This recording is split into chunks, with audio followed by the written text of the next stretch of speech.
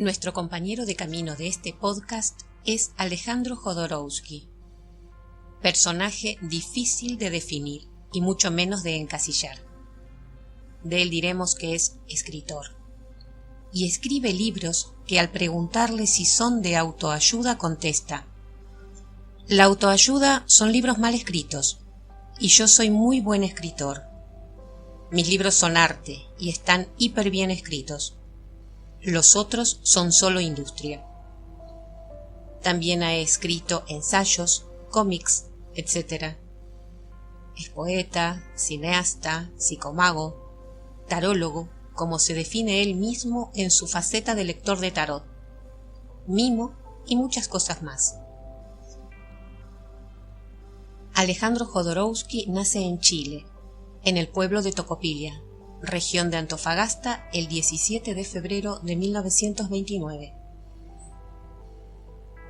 Es hijo de un matrimonio de inmigrantes judíos ucranianos, Jaime Jodorowsky Groisman y Sara Felicidad Bruliansky Arkavi.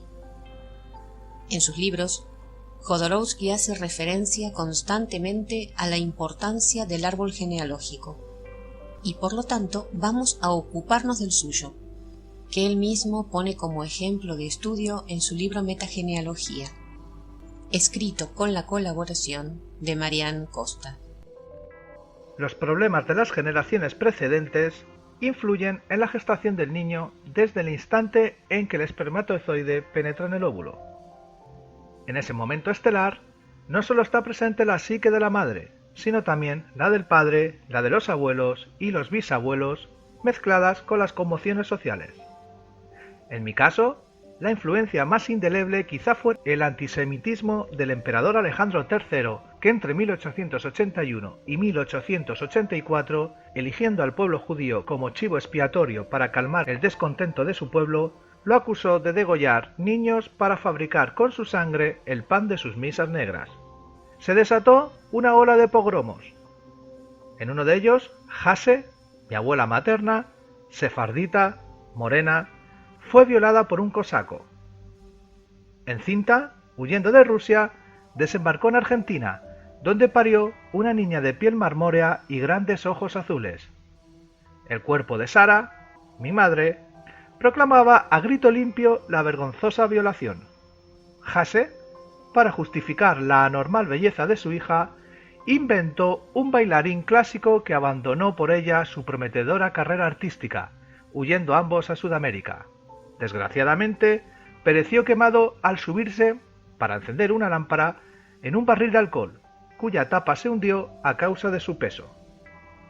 Hase se casó con un buen hombre, Moisés. Tuvo con él 2 hijas más, morenas y feas, pero bien amadas. Se instalaron en Iquique, Chile, puerto que nadaba en la abundancia por ser ahí donde se embarcaba el precioso salitre. Moisés y Hase, con la compraventa de oro, se enriquecieron. Cuando Sara se hizo mujer, cometió un desliz amoroso con un no judío, un goy, repetición del contacto del falo cosaco con la vagina judía de su madre. Para evitar el escándalo, la casaron con Jaime, un muchacho pobre que aceptó, a cambio de la instalación de un negocio de ropa, el himen partido, como lo hizo Moisés con Hase. Por desgracia, Teresa, la madre de mi padre, después de la noche de bodas, fue al cuarto nupcial a examinar las sábanas. Al no encontrar ninguna mancha de sangre, se asomó a la ventana y a gritos acusó a Sara de puta. Jaime, para eludir la vergüenza pública, amenazó con proclamar haber sido engañado. Un nuevo montón de dinero le cerró la boca. Ambos, Sara y Jaime, atados por el qué dirán, fueron a instalarse a Tocopilla, lejos del chismorreo de la colonia judía. Oprimidos por ese estrecho pueblo, vivieron odiándose. Mi madre, humillada, se negaba cada vez que mi padre trataba de poseerla. Eso lo ponía furioso. Cada coito se transformó en violación. Hase había sido violada. Sara fue violada. Y tal como le ocurrió a ella, yo fui engendrado por un esperma agresivo y un óvulo víctima. En mi memoria celular quedó grabado el terror hacia el hombre brutal. Lo había sentido mi abuela, luego mi madre y después yo. Aunque ese sentimiento no era mío, sino de ellas. Nací temiendo a mi padre. Cuando él se acercaba a la cuna, yo lanzaba alaridos de terror. Nunca cesé de temerle y también de imitarlo. En mi película El Topo, de 1970, filmé una escena donde mi personaje, un bandido brutal, viola a una mujer. Más adelante, el bandido se rasura la barba y la cabellera, rompe su revólver y se convierte en santo. Inconscientemente quise demostrar a mi madre que no todos los hombres eran canallas, y con aquello me di el permiso de salir de la infancia y convertirme en adulto. Un espermatozoide agresivo y un óvulo víctima no pueden dar al individuo que está por nacer la misma energía vital que un óvulo generosamente abierto unido a un espermatozoide pleno de amor. En las células todo está inscrito, el sufrimiento y el éxtasis. El pasado repetitivo y el futuro creador lucharán durante el transcurso de nuestra existencia, reproduciendo constantemente el momento en que la vida se instaló en la primera célula. Nuestra labor consiste en hacernos conscientes y liberarnos de las emociones, ideas, deseos y sensaciones que no nos pertenecen. Alejandro Jodorowsky pasa los primeros 10 años de su vida en Tocopilla, donde sus padres regentaban Casa Ucrania, el negocio familiar.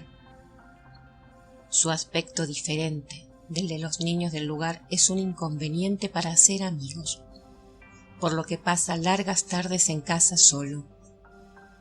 Y es en una de esas tardes donde tiene un primer encuentro con las cartas del tarot. Siendo hijo de migrantes rusos, mi físico, muy diferente del de los chilenos autóctonos, me privó de amigos. Mis padres, sumergidos 10 horas diarias en la Casa Ucrania, no podían ocuparse de mí. Agobiado por el silencio y la soledad, comencé a registrar los muebles del dormitorio con la esperanza de encontrar algún detalle que me permitiera saber qué rostro ocultaban detrás de sus máscaras indiferentes. En un rincón del ropero, entre las perfumadas ropas de Sara, encontré una cajita de metal rectangular. Los latidos de mi corazón se aceleraron. Algo me dijo que iba a obtener una revelación importante. La abrí. Dentro había una carta del tarot llamado El Carro. En ella, un príncipe conducía un vehículo en llamas. Las lenguas de fuego, añadidas con líneas de tinta negra, habían sido coloreadas con acuarela amarilla y roja. Ese incendio me intrigó sobremanera. ¿Quién se había tomado el trabajo de transformar el dibujo original añadiéndole llamas? Pensando así, no sentí llegar a mi madre.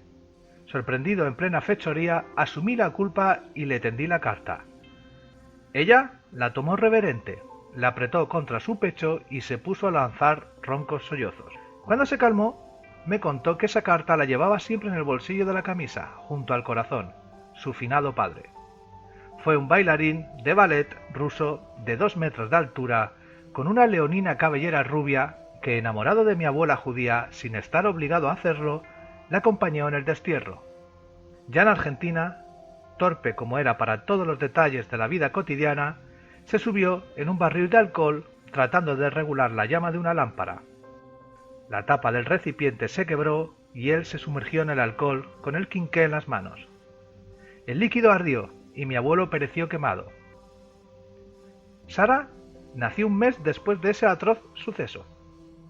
Un día, Hase, su madre, le contó que había encontrado la carta intacta entre las cenizas del amado.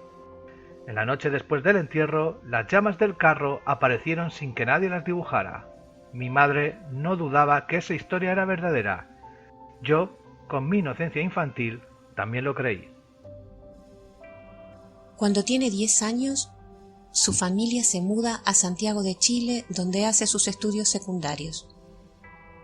En este período, se siente fuera de lugar en su entorno y comienza a engordar y engordar. Y al igual que le sucedía en su pueblo natal, es discriminado por sus compañeros, sobre todo al darse cuenta estos de que Alejandro Jodorowsky está circuncidado. Un día, en las duchas, el hijo de un diplomático francés lo llama judío errante, y escupiendo en el dorso de una carta se la pega en la frente. Esta carta era el ermitaño, del tarot de Marsella. Vi en ella mi infame retrato. Un ser sin territorio, solitario, transido de frío, con los pies llagados, marchando desde una eternidad en busca ¿de qué? De algo, fuera lo que fuera, que le diera una identidad, un sitio en el mundo, un motivo por el cual seguir viviendo. El anciano alza una lámpara. ¿Qué alza mi alma milenaria? Ante la crueldad de mis compañeros sentí que mi peso era un dolor transportado durante siglos. ¿Será esa lámpara mi inconsciencia?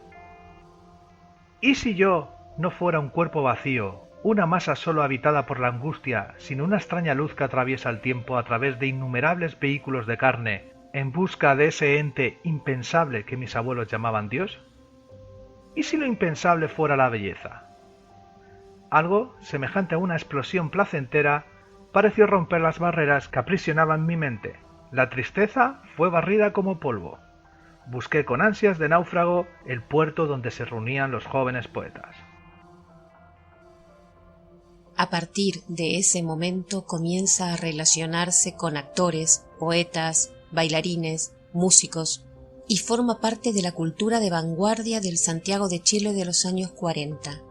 El acto poético se convierte en el motor que impulsa al artista, y Jodorowsky se da cuenta de que ese acto debe ser positivo, buscar la construcción y no la destrucción, pues los actos destructivos no aportan nada al entorno. En esa época, desarrolla junto con el poeta Nicanor Parra un proyecto denominado Quebrantahuesos, que consistió en una apropiación tanto del espacio como del lenguaje públicos, ocupando muros en varios lugares de Santiago de Chile, con textos creados a partir de recortes de periódicos. También se interesa por la pantomima y fabrica él mismo sus propias marionetas. Es entonces cuando hereda de forma fortuita un taller de pintura que le cede André Raes, un pintor que viajaba a Europa y que le cede la propiedad del taller a cambio de una marioneta que guardaba un gran parecido físico con él. Raes considera que Jodorowsky es quien mayor partido le sacaría a su taller, que de inmediato se convirtió en lugar de reunión de los más variopintos personajes. En estas reuniones, los asistentes solían hacer procesos catárticos, gritando sus padecimientos a viva voz de pie sobre las sillas. Alejandro Jodorowsky crea su primera pieza dramática y una serie de actos improvisados que él domina efímeros. En definitiva, es una figura importantísima en lo que se llamó generación de los años 50 y que provocó una revolución cultural en Chile.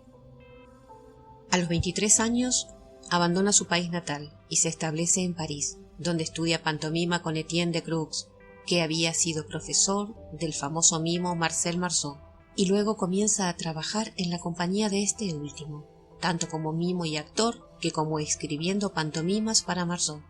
Viaja por el mundo formando parte de esta compañía, también toma clases como alumno libre en la Sorbona y filma su primer cortometraje, La Cravate, que fue alabada por Jean Cocteau, poeta, dramaturgo y ocultista, de quien se dice que fue el último gran maestre conocido del Priorato de Sion, organización de la que nos ocuparemos en próximos podcasts sobre sociedades secretas. Luego Jodorowsky decide establecerse en México para explorar nuevos ambientes teatrales, y es en este país donde toma contacto con temas psicológicos y místicos, además de acercarse al chamanismo. Estudia psicoterapia en la ciudad de Cuernavaca con Erich Fromm, psicoanalista alemán afincado en Estados Unidos, quien cambió el enfoque del psicoanálisis para hacerlo virar hacia una visión mucho más humanista del ser humano. Para Fromm, la psique humana no podía explicarse simplemente proponiendo ideas acerca de cómo hacemos para conjugar nuestros deseos inconscientes con la presión del entorno y la cultura, sino que para entenderla hay que saber también cómo hacemos para encontrar el sentido de la vida. Y también se acerca a la meditación zen con el monje japonés establecido en México, Ejo Takata, cuya forma de meditación consistía en sentarse y respirar de la forma más simple, sin pensar algo en particular, sin visualizar nada en especial, ni repetir ningún mantra, simplemente dejando la mente libre de ataduras, solo respirando. E.J. Cata decía a las personas que se acercaban a él buscando una enseñanza: solo sentarse y respirar. Nosotros no hacemos meditación. Si usted quiere, con mucho gusto, siéntese. Y si no, por favor, irse. También Alejandro Jodorowsky se acerca al chamanismo y a conocer las prácticas de los curanderos, tal como lo cuenta en su libro Psicomagia. Habiendo vivido muchos años en la capital de México, tuve oportunidad de estudiar los métodos de aquellos a los que se les llamaba brujos o curanderos. Son legiones. Cada barrio tiene el suyo. En pleno corazón de la ciudad se alza el gran mercado de Sonora, donde se venden exclusivamente productos mágicos, velas de colores, peces disecados en forma de diablo, imágenes de santos, plantas medicinales, jabones benditos, tarots, amuletos, esculturas en yeso de la Virgen de Guadalupe convertidas en esqueleto, etc. En algunas trastiendas, sumidas en la penumbra, mujeres con un triángulo pintado en la frente frotan con manojos de hierbas y agua bendita a quienes van a consultarles y les practican limpias del cuerpo y del aura. Los médicos profesionales, hijos fieles de la universidad, desprecian estas prácticas. Según ellos, la medicina es una ciencia. Quisieran llegar a encontrar el remedio ideal, preciso para cada enfermedad, tratando de no diferenciarse los unos de los otros. Desean que la medicina sea una, oficial, sin improvisaciones y aplicada a pacientes a los que se les trata solo como cuerpo. Ninguno se propone curar el alma. Por el contrario, para los curanderos, la medicina es un arte. Le es más fácil al inconsciente comprender el lenguaje onírico que el lenguaje racional. Desde cierto punto de vista, las enfermedades son sueños, mensajes que revelan problemas no resueltos. Los curanderos, con una gran creatividad, desarrollan técnicas personales, ceremonias, hechizos, extrañas medicinas tales como lavativas de café con leche, infusiones de tornillos oxidados, compresas de puré de papas, píldoras de excremento animal o huevos de polilla. Algunos tienen más imaginación o talento que otros, pero todos, si se les consulta con fe, son útiles. Hablan al ser primitivo, supersticioso, que cada ciudadano lleva dentro. Luego de vivir unos años en México, Alejandro Jodorowsky se establece en París y prosigue con su producción artística. Sus películas son consideradas como cine de culto, en el que se mezclan alegorías, metafísica, psicología. Su película El Topo tuvo reconocimiento internacional e impresionó a un personaje como John Lennon, quien a través de su representante ofreció a Jodorowsky filmar la película La Montaña Sagrada, uno de cuyos personajes iba a ser interpretado por George Harrison, participación que posteriormente se frustró. También se dice que Federico Fellini se inspiró en secuencias de la película Fando y Lis para realizar su film Satiricón. Dirigió a actores como Omar Sharif y Peter O'Toole en la película El ladrón del arco iris, y un proyecto frustrado fue Dune, basada en el libro de Frank Herbert, que iba a tener la participación de Salvador Dalí y Orson Welles, entre otros. Pero debido a los retrasos y a la financiación que se hacía cada vez más complicada, la productora se retiró y no se pudo seguir con la película. Finalmente fue David Lynch quien filmó Dune, película que se convirtió en un clásico de la ciencia ficción. Los más de 3.000 dibujos que se habían realizado para esa película sirvieron como base para el cómic El Incal, cuyo guion es de Jodorowsky y que está ambientado en un universo de ciencia ficción y a su vez se nutre de esa mezcla de magia, psicología y surrealismo características de Jodorowsky. Este cómic fue traducido a varios idiomas, entre ellos el japonés, y ha vendido más de 1 millón de ejemplares en los 30 años que ha sido reeditado. Jodorowsky ha escrito 5 novelas: El loro de 7 leguas en 1991, Las ansias carnívoras de la nada en 1995, Donde mejor canta un pájaro, 1992, El niño del jueves negro, 1999, y Albina y los hombres perro, también en 1999, que han sido traducidas a numerosos idiomas, entre ellos el inglés, francés, alemán, italiano y portugués. También es el fundador, junto con Alejandro Arrabal, de lo que se llamó Movimiento Pánico, conjunto de piezas teatrales cuyo nombre se inspira en el dios Pan de la mitología griega, y que se caracterizan por conjugar elementos de terror, humor y simultaneidad, en los que conviven una mezcla de contrarios, amor y odio, tragedia y comedia, mal gusto y refinamiento estético, el sacrilegio y lo sagrado, lo individual y lo colectivo, el ritual ceremonial en actos trascendentes de la vida. Al hablar del ritual ceremonial en actos de la vida, nos encontramos nuevamente con la psicomagia. Viendo operar a estos terapeutas populares, que a menudo hacen pasar por milagros trucos dignos de un gran prestidigitador, concebí la noción de trampa sagrada. Para que lo extraordinario ocurra, es necesario que el enfermo, admitiendo la existencia del milagro, crea firmemente que se puede curar. Para tener éxito, el brujo, en los primeros encuentros, se ve obligado a emplear trucos que convencen a aquel de que la realidad material obedece al espíritu. Una vez que la trampa sagrada embauca al consultante, éste experimenta una transformación interior que le permite captar el mundo desde la intuición más que desde la razón. Solo entonces el verdadero milagro puede acontecer. Pero me pregunté en aquella época, si se elimina la trampa sagrada, ¿se puede con esta terapia artística sanar a personas sin fe? Por otra parte, aunque la mente racional guíe al individuo, ¿podemos decir que alguien carece de fe? En todo momento el inconsciente sobrepasa los límites de nuestra razón, ya sea por medio de sueños o de actos fallidos. Si es así, ¿no hay una manera de hacer actuar al inconsciente como un aliado de forma voluntaria? Cierto incidente que ocurrió en uno de mis cursos de psicogenealogía me indicó el camino. En el momento en el que yo describía las causas de la neurosis de fracaso, un alumno, médico cirujano, cayó al suelo retorciéndose con espasmos de dolor. Parecía un ataque de epilepsia. En medio del pánico general, sin que nadie supiese cómo ayudarlo, me acerqué al afectado y sin saber por qué le quité, con bastante trabajo, del dedo anular de su mano izquierda el anillo de casado. Inmediatamente se calmó. Me di cuenta de que para el inconsciente los objetos que nos acompañan y rodean forman parte de su lenguaje. Así como poniéndole un anillo a una persona se la podía encadenar, quitándole este anillo se le podía aliviar. Y es así como comienza a recetar actos psicomágicos a la gente que acudía a hacerse una lectura de tarot. Y de esa forma, a través de la experiencia, desarrolla estos actos destinados a servir como catarsis para las problemáticas que aquejan a las personas.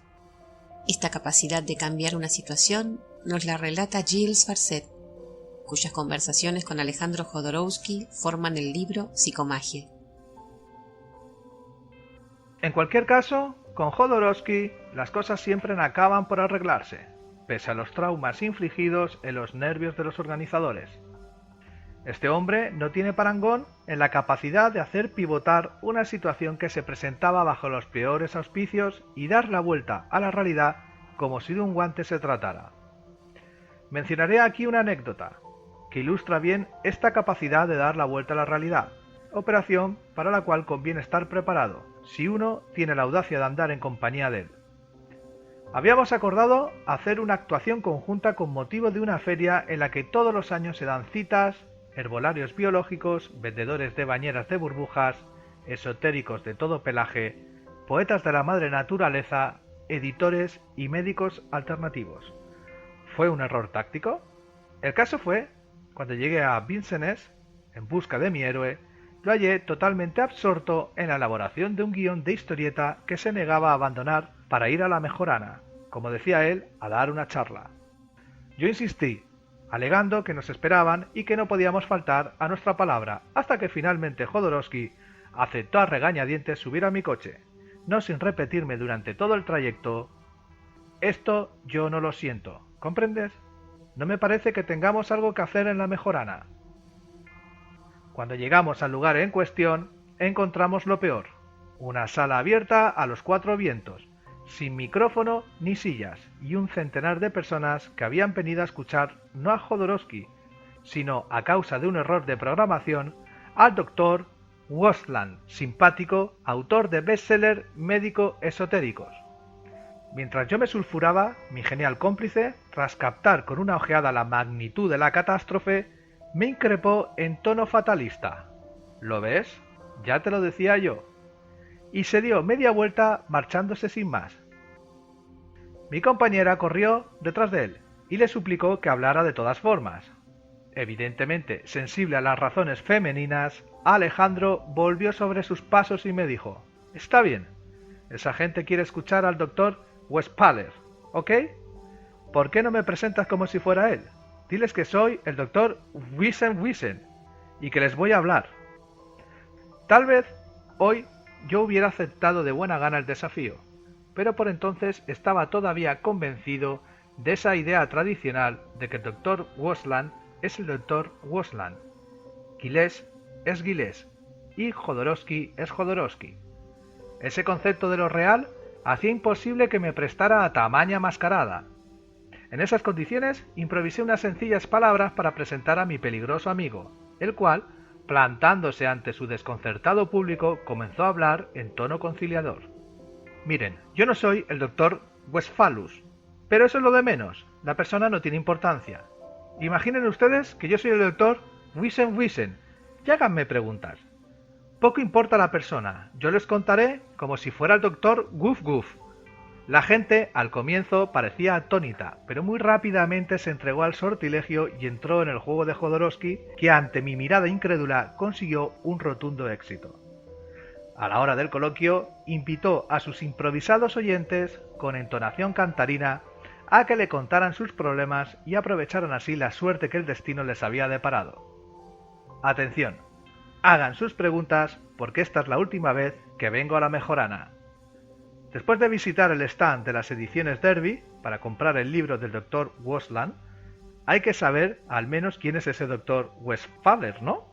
Alejandro entró en la cafetería, donde en pocos segundos se encontró rodeado de admiradores y continuó regalando consejos y observaciones iluminadas, con una amabilidad extraordinaria. Y así fue como una tarde que había empezado siendo un fiasco, terminó en apoteosis.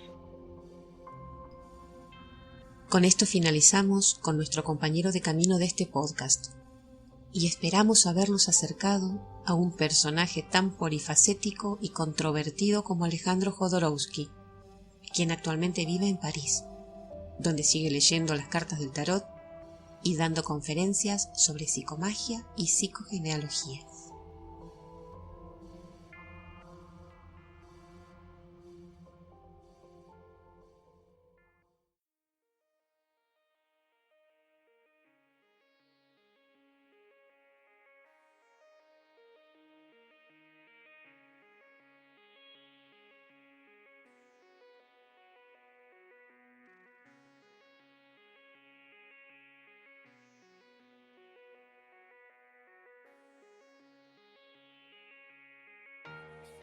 Vamos a empezar a los dos, a Nancy del Valle Nieto y a Rafael Alcaz, bienvenidos los dos. ¿Qué es para vosotros la psicomagia? ¿Qué es lo que hacía Jodorowsky? Bueno, un saludo, gracias por la invitación y por participar una vez más acá en estos conversatorios increíbles donde compartimos y aprendemos muchísimo. Bueno, el maestro Alejandro Jodorowsky es una referencia obligatoria para el mundo actual. Puede ser catalogado como un maestro incomprendido porque está adelantado a los tiempos, pero su enseñanza va a quedar, por supuesto, porque resume un poco todo lo que lo antecedió, desde Anselm Schwarzenberger hasta él, como desde la psiconología, la psicomagia, donde la psicomagia es algo que nos ayuda a eliminar factores reales del mundo material que nos están lastimando a través de transgeneracional y demás, pero es la vida cotidiana del individuo, del paciente. A través de un acto psicomágico se puede cambiar cualquier paradigma o patrón conductual. ¿Por qué? Porque la mente no distingue ficción en realidad, y esto es muy antiguo. Jodorowsky se aprovecha de esto para crear actos psicomágicos muy relacionados, particularizados en el individuo, para que éste pueda resolver el conflicto ese que está lastimándolo. Has dicho psicomagia y psicogenealogía. ¿Es lo mismo? La psicogenealogía, bueno, psico de mente, por supuesto, de la mente, de la psiquis, genealogía del árbol genealógico. Esta ciencia yo tengo asumido que la creó, que le dio el nombre Anselm Schönberger, una maestra facilitadora francesa, aún viva, está anciana, pero vive y hace unas charlas increíbles que pueden ser vistas en YouTube. La psicogenealogía fue dada porque ella confrontó con su hija situaciones y se dio cuenta de que había una psiquis del clan que estaba influenciando por repetitivo en la vida de los individuos, de cada persona. La psicomagia aparece como decantación de esto, psico de la mente otra vez, magia de lo que no comprendemos, magia como un evento irracional, porque no entendemos qué pasa, pero en realidad se manifiesta. Jodorowsky, como decía, él aprovecha el evento de que la mente no distingue ficción en realidad y hace actos simbólicos, que son la psicomagia, actos simbólicos que estén relacionados con el evento estoy yo viviendo o se manifiesta en mí como patología o como conflicto o a nivel de cualquier manera de vida, en cualquier área de tu vida, para entonces que la mente a través de ese acto simbólico que no tiene que ver nada con la realidad en verdad, porque es irracional, pueda por simbiosis eliminar el conflicto de forma suave, gentil en la persona. Nancy, para ti, ¿qué es la psicomagia? A ver, Juanma, para mí la psicomagia es un acto determinado y hecho, en el caso de Jodorowsky, hecho a medida por el terapeuta para el paciente, para provocar una determinada cosa, pero tiene que ser a nivel consciente, como lo explicábamos en el podcast, a diferencia del curandero o del chamán, que cuida lo sagrado, o que trata de llevar las cosas a lo sagrado y todo se llena de un secretismo. En el caso de la psicomagia, el paciente tiene que saber por qué está realizando el acto y le tiene que resultar simbólico y le tiene que servir para que se haga el clic que lleva a la sanación. Eso es lo que entiendo por psicomagia. ¿Sabéis cuándo fue la primera vez que yo oí algo de esto, de psicomagia? Fue Rafael hace años quien me explicó un acto psicomágico que era, y me explicaba su cementerio. Y ese fue la primera vez que yo dije, ¿qué es esto de la psicomagia? Hazme, si quieres, Rafael, si quieres, explícame eso del cementerio o un ejemplo similar. Bueno, ya es el que me disculpo ante la gente, yo no soy asesino serial, pero sí tengo un cementerio particular a nivel psicomágico. Ganas no me faltan de tenerlo real, A veces dan ganas de tenerlo real. Hacer un apartado en un bosque allí y tener las tumbas reales, porque provoca, ¿no? Pero los Jodorowsky nos ayuda, el acto simbólico para evitar la acción real, ganas de matar a una gente porque que son necios a veces, o porque te hacen la vida cuadrito, pero no puedes porque hay una responsabilidad social. Entonces, a través de un acto psicomágico, yo me libero de esa persona que me molesta en la vida, que no tengo cómo sanar con ella, porque lo que quisiera que se desapareciera, bueno, yo hago un duelo con la persona y imaginariamente hago una tumba, lo entierro, le pongo en paz descanse y me despido de ella, hago un duelo, lo que hace en el cementerio. Esta persona acaba de morir, gracias por compartir mi vida y listo. Y lo dejo y ya le pongo flores en la tumba y me despido de él. Y esto a nivel real, en la vida cotidiana, cuando yo me encuentre con esta persona, porque va a seguir viva, lamentablemente, ya no me va a provocar a mí sensaciones de rabia, de angustia, de sosiego, malestar. Veo que está allí, pero los muertos, yo sé que los muertos no hacen nada.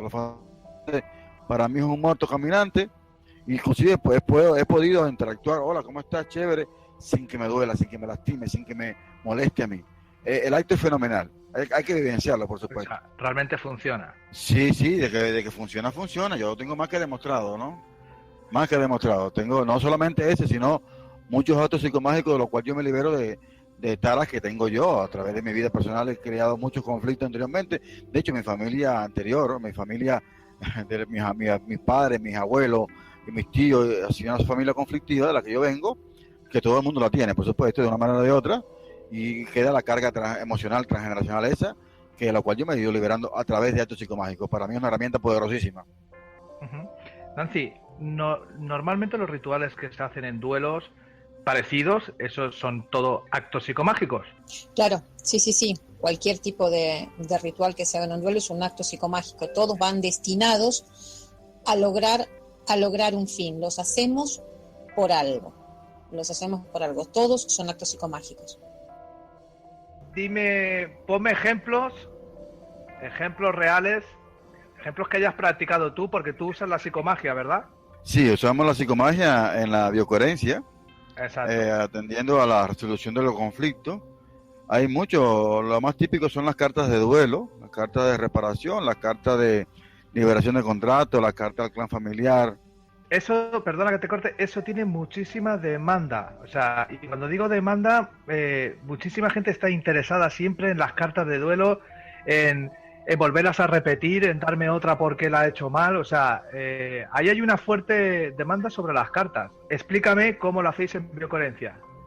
Bueno, es muy fácil. El acto psicomágico de la carta de duelo, despedida o liberación de contrato, es sacar la basura emocional, la basura inclusive del nivel de creencia, mis conflictos internos, por supuesto, porque lo que me afecta a mí no es lo que sucedió afuera, sino cómo yo lo viví.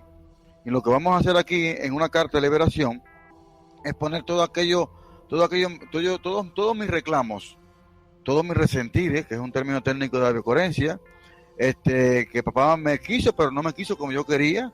Mi mamá me dio las cosas que me dio cuando ya era tarde, o mi hermano me ignoró, y cuando vas a ver al hermano, el hermano sí lo quería, pero no lo quería como él quería que lo quisieran. Entonces, todo parte de la creación mental de mis recuerdos, que se convierten en mi basura, porque me siento atacado, me siento separado, me siento olvidado, me siento humillado. Y entonces estoy viviendo un conflicto de separación de pareja, o un desmerecimiento, o no tengo trabajo, no soy capaz de realizarme en la vida. Así que se va a manifestar, o me puedo tener un vitiligo, o puedo tener un cálculo en la vesícula, o puedo tener un infarto del miocardio, porque estos resentires van a abarcar todas las áreas de la biología. Entonces yo, al descubrir, porque esto es ya el protocolo de la psicomagia en biocoherencia, viene luego de descubrir el conflicto, ¿no? Hay que hacernos conscientes de lo que nos está afectando, y a partir de allí, por eso que Jodorowsky insiste en que hay que hacer el protocolo adaptado al individuo, con lo que está resintiendo, con el conflicto vivido, ¿no? Adaptado a él. Entonces, a partir de ya detectar el conflicto, entonces, hacemos la carta, ya vemos que es un conflicto de papá, que es un conflicto con la autoridad, o un conflicto de mamá, que es un conflicto de separación o de protección. Entonces, a partir de allí, ya bueno, voy a hablar de este tipo. Hay muchos más. Me puedo hacer una carta hacia el merecimiento, porque yo no me siento merecedor porque provengo de un árbol o un clan de pobreza, de limitaciones, de carencia, de que no pudimos estudiar, o nací en un barrio pobre, en una familia humilde, y el código básico allí es pobre pero honrado. Y entonces no me permito que llegue la abundancia a mi vida, o no me permito tener fuertes ingresos, o no me permito vivir bien, porque eso entra en conflicto con mi creencia del hogar pobre pero honrado. Así que si no soy pobre, no soy honrado. Dime, la carta de liberación con esto, yo estoy sacando mi basura y cambiando los códigos a nivel de creencia. Y luego de que yo haga la carta simbólica esta y me libere de toda mi basura, viene lo que se conoce como periodo de cuarentena, donde todo mi nivel conductual, mi forma de interactuar con la vida, mi prisma, a través del cual yo observo la vida, cambia. Al cambiar mi prisma o cambiar mi patrón conductual, mi vida forzosamente, y esto entrecomillado, va a cambiar. Me da pie a pensar que aquí siempre hay que hacer algo. O sea, siempre hay que hacer algo. Aquí se podría decir, mira, es que he tomado conciencia, tengo que hacer esto, tengo que cambiar lo otro. No, aquí en la psicomagia te implica hacer algo con tus manos, algo. Tienes que hacer el gesto de hacer algo, ¿no? Yo creo que es implícito hacer algo, el ritual. Pero aquí es parte del arte de hacer sin hacer. Porque tú, sí te doy la razón que hay que hacer algo, pero es el acto psicomágico, el acto simbólico, porque después no hay que hacer nada. Sí. Pero no, la gente hace la carta de liberación y le pone unas expectativas brutales y te dice a los 3 días, y mi vida sigue igual. 3 días después. No, el periodo de cuarentena, que no son 40 días, pueden ser 3 días, pueden ser 3 meses, no más allá de 3 meses porque ya es patológico, no funcionó. Pero hay que ser sincero. Aquí el factor fundamental es la autosinceridad. Poner las cosas tal y como se manifestaron en el evento. Si yo tenía yo tengo una novia y un día cualquiera, yo estoy en la escuela, en el colegio todavía, y yo tenía, cuando saliera del salón de clase, irme con mi novia a irme a traer una mata a darme unos besos. Y mi papá se le ocurrió llegar a buscarme ese día y yo me quería escapar y me hizo quedar mal. Tú no vas a estar con esa muchacha, que eso no sirve, eso es una puta y tú vas a andar, tú te montas en el carro y te vas conmigo. Me hizo sentir mal. Entonces lo que sentí yo es, maldito papá, ojalá te murieses, para yo poder irme con la novia a besarme atrás de la mata, ¿no? Y entonces, cuando llego a la carta, ese evento después me marca de alguna manera o de otra. Cuando llego a la carta, yo tengo que poner la escena tal y como la sentí, ¿eh? Discúlpame, Rafael, te lo digo porque ahora cuando el adolescente ha dicho ojalá te mueras, ¿vale? Él ha hecho un acto de psicomagia y se lo ha llevado a su cementerio particular. O sea, para él está muerto desde entonces. No. Estoy en el adolescente. No, estoy en el adolescente que no tiene conciencia de esto y está viviendo un resentir negativo y un biochop para que lo va a afectar a lo largo de la vida. Yo estoy hablando de que este muchacho de 15 años está en mi consulta a los 40 con un conflicto de validación porque no es capaz de tener relaciones con mujeres porque lo dejan rápidamente. Porque no se siente acto a nivel de las mujeres, porque le faltó la valoración del padre, que a los 15 años lo desvalorizó, lo hizo quedar en visto, lo hizo quedar mal. Entonces, cuando él se va a liberar de papá, de este conflicto que papá le generó a los 15 años, tiene 40 hoy, él va a escribir esta escena, pero ahí entra el pensamiento cristiano o religioso, donde dice, no es cristiano que yo maldiga, no es humano que yo desee la muerte de mi papá, soy un mal ser humano, es sucio soy. Entonces entra otro chocho negativo de que es sucio, es vulgar, es un asesino en serie potencial. Bueno, aquí en la carta de liberación yo tengo que escribirlo tal y como se vivió.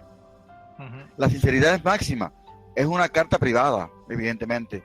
Yo no podría leer tu carta de liberación porque tú vas a poner cosas allí que yo, Rafael, pudiera considerar erróneas. Pero fue lo que tú sentiste allí. Entonces, ¿qué pasa? ¿Por qué a veces no funciona? Porque la gente trata de edulcorar, de adornar. Papá me hizo quedar en visto, me hizo quedar mal aquella vez con mi novia. No me dejó relacionarme abiertamente. Qué malo era papá. Qué fuerte, qué duro era papá. No, papá, eres un coño de madre. Y quería que te muriera. No, yo quería, inclusive, era un suicida, solamente decía, que me trague la tierra, qué mal, qué vergüenza con mis amigos de colegio. Soy un suicida, me quería morir, quería desaparecerme, que la tierra me tragara. Y tengo que ponerlo allí. Claro. Con la emoción, tenía mucha rabia. Pero sentir rabia es malo, Juanma, nos enseñan que sentir rabia es malo. Hay que tener un alma caricativa. No, sentía rabia, quería ganas de morder, de correr, de patalear, de gritar. Y no pude hacerlo porque si no, mi papá me hubiera cascado, ¿no? ¿Ves? El acto psicomágico, por eso que antes del acto psicomágico tiene que haber una consulta donde todo esto se aclare.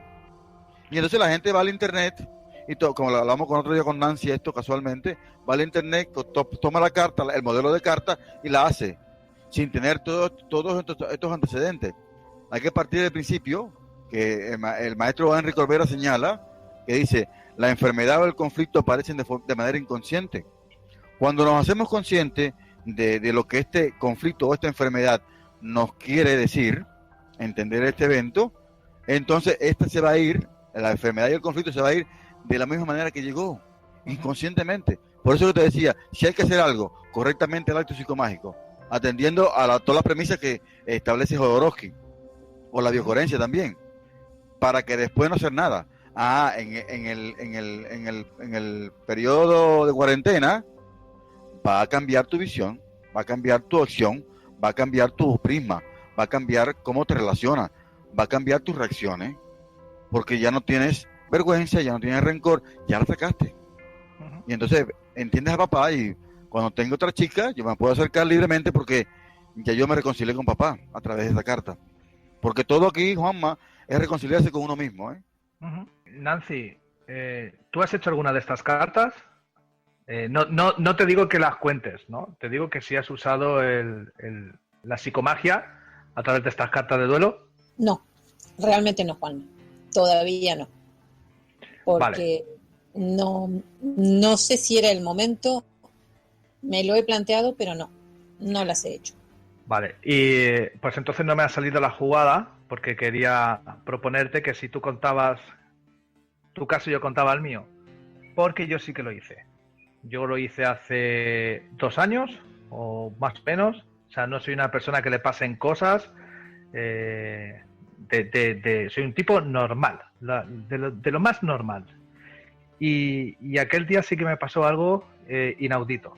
Quiero contarlo porque para una experiencia que tengo, realmente pues la quiero contar, ¿no? Fue una de las cartas que tenemos en un modelo de carta de duelo de liberación del clan familiar, perfecta para hablar del acto psicomágico.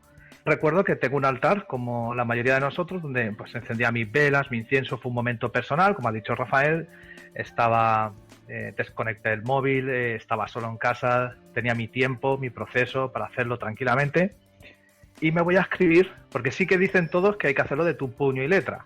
La carta era larguísima, tardé como 30 minutos en escribirla. Me costó la vida. O sea, conforme estaba escribiendo, me estaban dando náuseas, me estaba dando arcadas. O sea, me estaba poniendo malo. Y yo ya os digo que yo normalmente digo, vaya tontería. Y no, pues de tontería nada. Estaba dándome arcadas.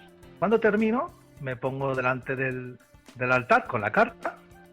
Y empezaba yo, Juan Manuel, ¿no? Y cuando dije yo, las velas que tenía en el altar hicieron ¡paf! Llegaron un estallido las 2 velas. Mira, si me ves a mí como los gatos, o sea, con las uñas colgadas del techo, o sea, asustado no, o sea, más, o sea, encima solo, o sea, no tenía ni a quién llamar. Digo, ¿qué pasa? O sea, me quedé muerto pero del susto, ¿eh? O sea, llevaba... por eso os comentaba al principio que había encendido las velas y todo al principio, y luego tardé una media hora y las velas aquí nunca han chisporroteado, nunca. Total, que fíjate que mi reacción fue, dije, me da igual quién seas. Así lo dije, dice, te vas a ir con el resto. Realmente fueron otras palabras, pero como estamos en antena, no pues lo vamos a decir así. Y leí la carta, la leí, o sea, me llené de valor y la completé. Luego, el acto, el ritual de quemar la carta. Y la segunda cosa rara que me pasó fue que se quedó un papelito. Se quedó un papelito totalmente pequeñito con una palabra. El resto del papel de la carta se había quemado. Y en el papelito ponía una palabra que era realmente lo que a mí me estaba aterrando en aquellos momentos, que era enfermedad. En esos momentos mi padre nos había dejado por una enfermedad, tenía un compañero de trabajo que nos había dejado por una enfermedad, la misma, o sea, estaba obsesionado con eso. Y ahí, en el cubo de la basura, que estaba todo quemado, había un papel, mira que habían cosas escritas. Bueno, ahí estaba, clarísimamente se veía enfermedad. Cogí el papel, la letra, cogí con el mechero, no prendía, ¿vale? Me quemé hasta los dedos, digo, que te vas a quemar, o sea, fue psicomagia a lo bestia, ¿vale? Y al final prendió todo, ¿vale? ¿Y qué pasa? Que yo he leído que mucha gente hace rituales también de enterrar, se va al mar, se va a la orilla, o se va lo entierra, las cenizas, de tal. Yo me acuerdo, yo tengo, donde yo vivo es un edificio alto de 30 y tantas plantas, y tiramos la basura, la tiramos por unos canales, ¿no? Por unos canales. Yo me acuerdo tirando la papelera, tirándolos a todos, que se supone que eran mis ancestros. Les digo, iros todos a pi, aquí hay que poner un pi fuera de no sé qué, no sé cuánto. Y llegué a mi casa, encendí las luces y dije, se acabó, liberado. O sea que fue una aventura, nunca me había pasado nada y una de las poquitas cosas que me ha pasado ha sido con una carta haciendo un acto de psicomagia. Y ahora, al experto, Rafael, dime de todo esto que he contado, se me fue la cabeza si realmente pasó algo o... No, las experiencias son personales y me he divertido un pullero con tu cuento, porque sí, cosas así pasan, cosas que son inentendibles y porque esto es irracional. El problema es que la psicomagia, la gente quiere entenderla y la mente consciente, el intelecto está en el raciocinio y esto está más allá del raciocinio, o en otro lado, no más allá, en otro lado, está en el inconsciente, en lo irracional. Así que no podemos tratar de entenderlo, darle una explicación, podemos dársela para que uno pueda dormir tranquilo, pero que había entidades allí, que el personaje se rebeló que no se quería ir y que tu gran miedo se manifestó. Eso es lo que yo sentí. Claro, eso pero yo sentí, que había alguien del clan que no quería irse. Lo podemos explicar para entender y quedarnos tranquilos, pero sería realmente eso. Lo importante fue que, como tú dijiste, lo que más me importa a mí de todo el cuento es que se murieron todos, se acabó la vaina. No puedo decirlo. Corté con eso y listo.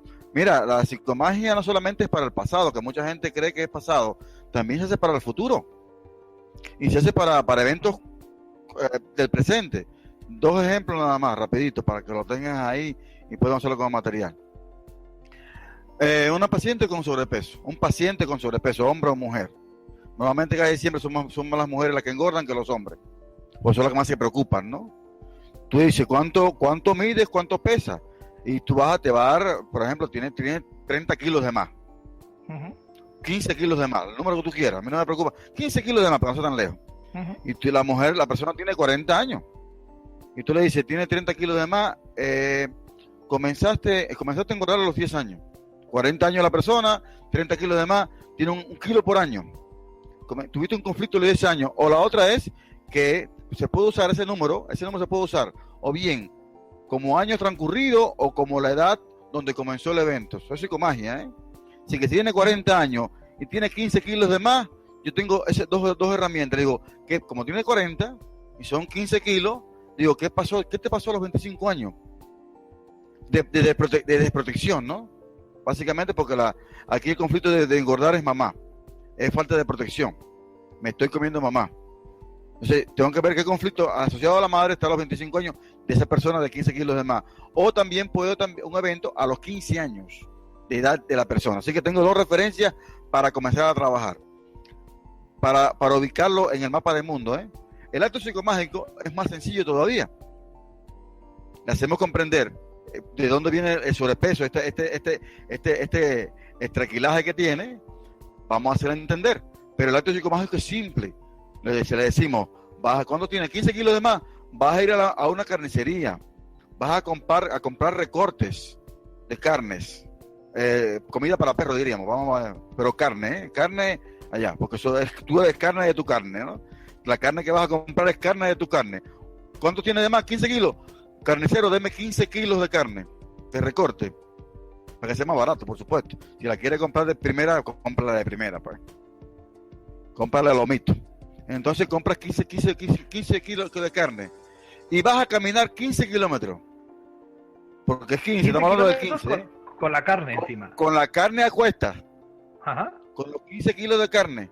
Hay una mochila, te la pones y a caminar 15 kilómetros. Y cuando llegue a los 15 kilómetros, vas a hacer un hueco y vas a enterrar esa carne y te vas a regresar. Eso es Jodorowsky puro, ¿eh? ¿Funciona? Sí funciona. Genial. Mañana por favor, todos los que nos estén escuchando en el podcast el día de hoy, dejen comentarios si van a hacer los 15 kilómetros con los 15 kilos de carne. Por favor, queremos comprobar. Depende de los kilos que tenga. Si tienes 10 son 10, si tienes 15, 15, si tienes 20 son 20. Bueno, para empezar, alguno que decía, me sobran 20 kilos, va a decir, me sobran 10, por no hacer 10 kilómetros de más. Hay que ser honesto con uno. Aquí parte de la honestidad individual. El sobrepeso, ¿eh? Sí. Y es fácil de sacar. Yo mido 1,75, 90 kilos de más. Yo tengo 90 kilos ahorita. Yo tengo que pesar 75 kilos. Pero tengo ahí una regla de peso de más o menos 4. Así que yo puedo pesar hasta 79. Y 79 a 90, ¿cuánto hay? Tengo 11 kilos de más. Yo tendría que hacer 11 kilómetros, comprar 11 kilos de carne, son 11 de ida para hacer el hueco y 11 de venida, ¿eh? Es casi una media maratón, ¿eh? Por eso te digo caminando. Que luego dices, no, 20 kilos no me sobran 10, porque si no tienes que hacer 40. El otro ejercicio que le decía, que no solamente para pasado o presente como este, sino también para futuro, tú tienes un conflicto, yo quiero cambiar de trabajo, pero tengo un trabajo bueno, pero ya tengo una oportunidad en otro lado, pero me da miedo irme para aquella empresa porque no sé si puedo funcionar o no. Bueno, yo viajo en el tiempo y hago un acto psicomágico donde yo me veo trabajando allí, relacionándome con el jefe, con la estructura, desarrollando el empleo que está allí. Y eso es ya en consulta, yo te traigo al presente y te digo, ¿cómo te sentías allí? Me sentía bien, me sentía cómodo, trabajaba a gusto, me hablé con el jefe, porque ahí hay que recrear todo ese evento ya en presente. El futuro sería un presente, ¿no? Yo sé, te traigo al presente para que veas que aquello no era tan malo. Pero puede aparecer también la sensación de que no está bien. Me siento de disgusto, estoy como perdido, quiero abandonar. Bueno, evidentemente eso no va a funcionar. Si el carácter psicomágico es la máquina del tiempo de tu mente moviéndose y percibiendo lo que se manifiesta. Creer es crear. Creer es crear. Te tienes que operar para una cirugía, psicomagia para una cirugía en un mes. Y tengo miedo, todo el mundo tiene miedo cuando va a cirugía, al quirófano, por supuesto. Entonces yo te llevo al día después de la operación. Vamos a hacer un acto psicomágico. Al día después de la operación. ¿Cómo te sientes? No, me duele, coño. Estás vivo, ¿no? Estás vivo, sobreviviste la operación, ¿eh? ¿Ya te dolió? Estás vivo. Vamos a ir al posoperatorio ya recuperado, un mes después de la operación. ¿Cómo te sientes? No, me siento ligero, me siento bien, ya puedo caminar. Chévere, ¿verdad? Esto es más largo, por supuesto, ¿no? Lo traigo al presente. ¿Cómo te sientes ahora? Sí, me voy a operar porque sé que voy a salir bien y me voy a sentir mucho mejor que ahora. Acto psicomágico para el futuro. Claro, eso es cuando nos levantamos por la mañana y nos creamos nuestro día. Mi día hoy va a ser así, va a ser tal, no sé qué, no dejan de ser actos. O sea, que estamos haciendo, en definitiva, muchos actos psicomágicos y realmente ni lo sabemos. Pero ojo, no va a ser así. Ya es así. Yo me veo al día bien, porque estoy ya presente. Hecho está. Estoy viviendo el día maravilloso en la oficina, o en el trabajo, o en el curso, o donde esté, en la consulta. Estoy bien, lo estoy disfrutando. Y eso, más bien vería el día de mañana. ¿Cómo te fue el día de ayer? Estoy viviendo el día me amanecí yo hoy. Y voy a ver el día de mañana. ¿Cómo te fue el día de ayer? Buenísimo, el día de ayer es el que voy a vivir yo hoy. Claro. Me adelanto en el tiempo. Hoy tengo una reunión con unos proveedores ahí, terrible, vamos a mostrar eso. Y me levanto y digo, voy al día de mañana. Rafael, ¿cómo estuvo la reunión con los proveedores? No, buenísima. No, se llegaron a acuerdos, estos acuerdos que teníamos y dos más. ¿Cómo que dos más? Dos más, sí, se cuadraron tanto volumen de ingresos. Buenísimo. Y me voy para mi reunión de proveedores. Y para mi sorpresa, se manifiesta igual que el día de mañana. Lo que yo vi el día de mañana, que me dijeron que era el convenio que estaba más dos nuevos ítems. ¿Cómo es posible eso? Pero estoy viviéndolo como real. Fíjate, por eso que me voy el día después del evento en cuestión. No me voy a ver en el evento en cuestión, me voy a ver el día después, o los 15 días después, o el mes después. Psicomagia futuro. Qué bueno. La mente es todo, con la mente todo es posible, ¿no? Nancy, ¿querías decirnos algo? Que estoy alucinando, porque evidentemente cuando Rafael empezó a hablar del peso, agarré un boli y empecé a sacar cuentas, eso está clarísimo. Más vale. Ya Nancy va a entrenar para la media maratón, tranquilo. ¿Cuántos kilómetros te toca hacer? Sí, no, si quieres decirlo. No es eso no es ese el tema, sino que encontré el origen, haciendo la resta, y es totalmente lógico y válido. Es así. ¿Qué me dices? ¿De cuándo comenzó a engordar? Digo, empecé a engordar cuando viajé, cuando dejé mi familia y dejé mi país. Ahí va. ¿Qué te parece? Bueno, ¿Qué te parece? ¿y ahora qué hacemos? Ahora ya sabemos lo que es, ya eres consciente, ¿y ahora qué se hace? Es fácil. Agarra un mapa de Argentina, acúnalo, arrópalo, dale mucho amor y después lo entierra. Pero entierras bien, ¿eh, Nancy? No como los enterré yo a los míos. ¿Eh? Los Hazlo con amor. entierro bien. Vale. Estoy alucinando realmente. ¿Es así? Bueno, pues... Mira, se me ocurre algo ya a los Jodorowsky, ¿no? Improvisando aquí, un acto psicomágico para lo de Nancy. Como sabe, como ella sintió que es el país, su separación, yo voy a tomar un mapa de Argentina, o la palabra Argentina escrita en un lado, o algo que me simbolice Argentina, un objeto que sea proveniente de la tierra tuya, lo vas a dar todo el amor, lo vas a arropar, lo vas a abrazar, te quiero mucho, vas a ir a orilla del mar, si puedes hacerlo, por supuesto, o se me ocurrió a orilla del mar porque yo soy muy marino, y lo voy a poner una tablita y lo voy a empujar para que esto lo voy a devolver a la Argentina, con todo mi amor. O si no, yo me imagino que tú estás en medio de España, te queda lejos de la costa, agarra un globo, y en el globo le pone Argentina y te voy a liberar para que ese globo de regreso a mi tierra, dándole todo el amor por todo lo que me brindó y por todo lo que es parte de ti. Reconcíliate con tu tierra. ¿Qué lo voy a hacer? Lo voy a hacer, realmente es... Bueno, vosotros no lo veis, pero Nancy está terriblemente emocionada. O sea que el acto psicomágico, el podcast de hoy le va a servir. Hemos tenido una sanación en directo. Gracias, Rafael. Y así nos vamos a despedir. Si no queréis añadir nada más, nos vamos a ir así, con esa emoción y esas lagrimillas de Nancy y su patria y su familia. Así que si no queréis añadir nada más, nos despedimos hasta otro nuevo compañero de camino y otra nueva tertulia. Gracias a ustedes, gracias por la oportunidad y gracias por estar compartir. Nos vemos en el camino. Nos vemos en el camino, Nancy, cariño. Nos vemos.